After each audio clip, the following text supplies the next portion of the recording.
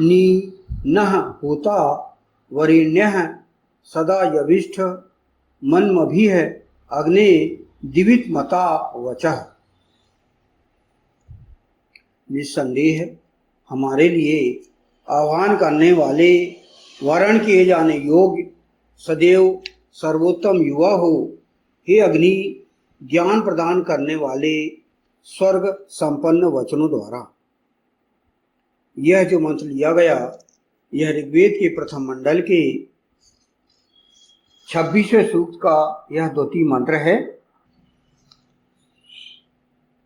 विशेष रूप से युवाओं के बीच उसे लोकप्रिय होना है, ताकि समाज में महत्वपूर्ण भूमिका अदा करने वाले आयु वर्ग के लोग इस व्यवस्था को अपनाकर अपना समाज का और विश्व का हित कर सकें। यानी आपको सदैव युवा होना है, युवा बने रहना है।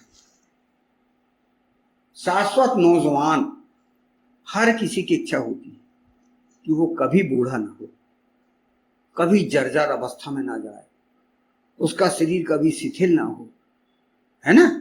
हर कोई चाहता है कि मैं हमेशा जवान रहूं। ये भी ईश्वर चाहता है, ईश्वर भी चाहता है कि आप हमेशा जवान बने रहिए। क्या कहा इस मंत्र में? यविष्ठ मंत्रांश का उपयोग किया गया। यविष्ठ, सदा यविष्ठ, सदा अर्थात सदैव, यविष्ठ अर्थात सर्वोत्तम युवा हो, सबसे उत्तम युवा, सर्वोत्तम युवा। अब आप ढूंढिए ऐसे व्यक्ति को जो सर्वोत्तम युवा हो और उसके जैसे बनिए, जैसे कि ईश्वर कह रहा है कि आप सर्वोत्तम युवा बनिए। तो ऐसा व्यक्ति है इस सृष्टि का अध्यक्ष। यो अस्य दक्ष परमे व्योमन, परम व्योम में ऐसा है जो कि सृष्टि का अध्यक्ष है, वो शाश्वत युवा है। आप देखिए भगवान विष्णु को, जब से सृष्टि बनी है तब से भगवान विष्णु युवा है। कभी वृद्ध आपने उन्हें देखे नहीं। तो ऐसा तो इस सृष्टि में एक ही है, युवा है, जो कि परम पुरुष है और जो कि वही सतयुग में, त्रेता युग में, द्वापर युग में और कलयुग में भी अवतार लेते रहता है, जो कि जन सामान्य का शाश्वत आचरण नायक है। बताइए आप है क्या नहीं? वैसे ही हमें बनने की प्रयास करना है। अब आप कहेंगे कि इस मृत्युलोक में अधिक से अधिक व्यक्ति 60 साल, 70 साल, बहुत हुआ 80-90 साल जीता है। आप कह रहे हैं हजारों साल जीना है, शाश्वत नौजवान रहना है। तो इसके लिए वेद में सब व्यवस्था किया ही इंसान। आप नव युवा रह सकते हो, अजर रह सकते हो, आप जर्जर ना हो सके, आप की आयु अनंत हो सकती है, आप आयुष्मान बन सकते हैं। उसके लिए आपको प्रयास करना होगा। ये आपको वेद में ये रास्ता आपको ढूंढना पड़ेगा। ऋग्वेद का उपवेद है आयुर्वेद, और वही आयुर्वेद जो है उपवेद है, वो उसका आपको अध्ययन करना होगा, उसको फॉलो करना होगा, उसका अनुगमन करना होगा, तभी आप शाश्वत युवा रह सकते हो। सब उपाय बताया गया है वेद में, बस आपको उसे गूढ़ नहीं समझना है, उसे सरल समझना है, सरल ढंग से आपको समझना है, और वही हम प्रयास कर रहे हैं।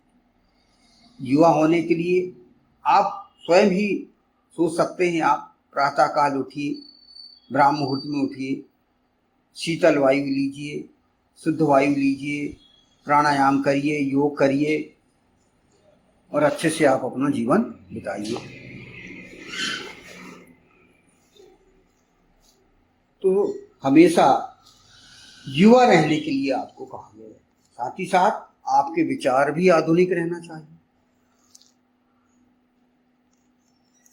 वेद में कहा गया है, वेद ना कभी मरता ना पुराना होता, वह हमेशा शाश्वत रहता है। और ईश्वर ने शाश्वत कालों और शाश्वत प्रजाओं के लिए जो व्यवस्था की है वेद मंत्र के रूप में, वह हमेशा अप टू डेट रहता है, हमेशा आधुनिक है वेद। बस उसको आपको हर युग में फॉलो करना है समझ के।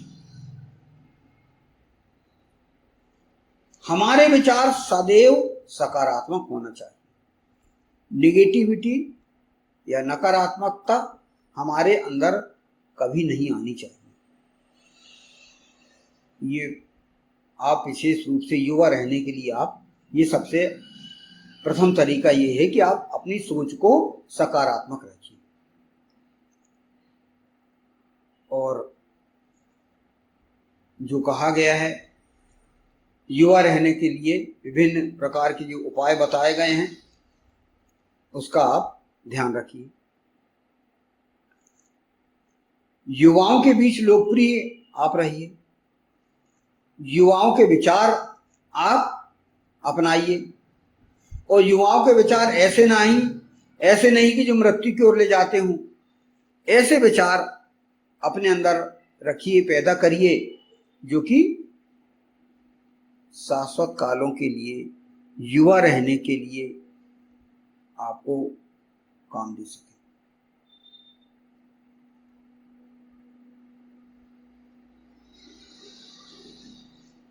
तो विश्व में सबसे पहले आप यदि अच्छे से जीना है तो आप वेद का पालन कीजिए। वेद एक जीवन व्यवस्था है, उसको अपनाइए, योग को अपनाइए। जैसे कि आजकल बिना योग के कार्य नहीं चलता, योग ध्यान, तो यह तो बहुत आवश्यक हो गया है। युवा वर्ग आजकल धार्मिक हो गए हैं, ये बहुत अच्छी बात। सकारात्मक सोच उनके अंदर आने लगी है, धार्मिकता उनके अंदर आ गई है। तो यह वातावरण आजकल बहुत अच्छा चल रहा है, इसमें आप रहिए, इसी वातावरण में, और लाभ उठाइए और अपने जीवन को सफल बनाइए। इस हेतु धार्मिक कार्यों में जीवन के अंत में रुचि लेना चाहिए। इस सोच को समाज में परिवर्तित करने की आवश्यकता है। कई कहते हैं कि धार्मिक कार्यों में तभी हम रुचि लें जब हम जीवन के अंतिम पड़ाव में पहुंचेंगे। ऐसा नहीं। जैसे कि नौजवान लोगों ने भी धार्मिक कार्यों में रुचि लेना प्रारंभ कर दिया है आजकल, बहुत अच्छी बात, यही होना चाहिए।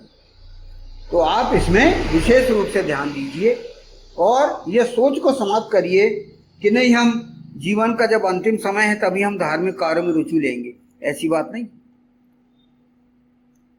धर्म, अर्थ, काम और मोक्ष, इस क्रम से जीवन जिए आप। यह क्रम, ये पुरुषार्थ चतुष्टय है। जीवन जीने के लिए हमें सबसे पहले धर्म, दूसरा अर्थ, तीसरा काम और चौथा मोक्ष, इस क्रम से हमें चलना चाहिए। इस पर आप विशेष रूप से ध्यान दें और अपने इन जो मंत्रों को समझते हुए अपना जीवन को सफल बनाएं। इसी प्रकार के जो मंत्र हैं वो हम सभी के लिए काफी उपयोगी। इसी मंत्र में विशेष रूप से सर्वोत्तम युवा होने की बात कही गई है। इसमें पुनः मैं पढ़ता हूं, इसमें क्या कहा गया है इस मंत्र में? निसंदेह हमारे लिए आह्वान करने वाले, वर्ण किए जाने योग्य, सदैव सर्वोत्तम युवा हो, ये अग्नि ज्ञान प्रदान करने वाले स्वर्ग संपन्न वचनों द्वारा। ये जो वचन है, ये वेद मंत्र हैं, ये स्वर्ग प्रदान करने वाले, स्वर्ग संपन्न होंगे आप।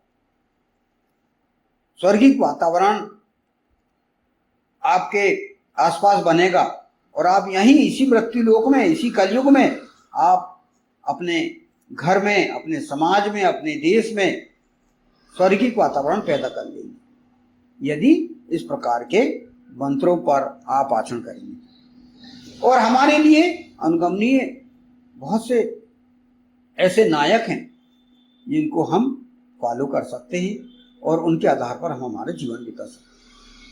तो इस मंत्र को समझिए, पढ़िए और इसकी गहराई तक पहुंचने का प्रयास कीजिए। इत्योम शांति। निस्संदेह हमारे लिए आह्वान करने वाले वर्ण के ज्ञान योग सदैव सर्वोत्तम युवा हो, ये अग्नि ज्ञान प्रदान करने वाले स्वर संपन्न वचनों द्वारा।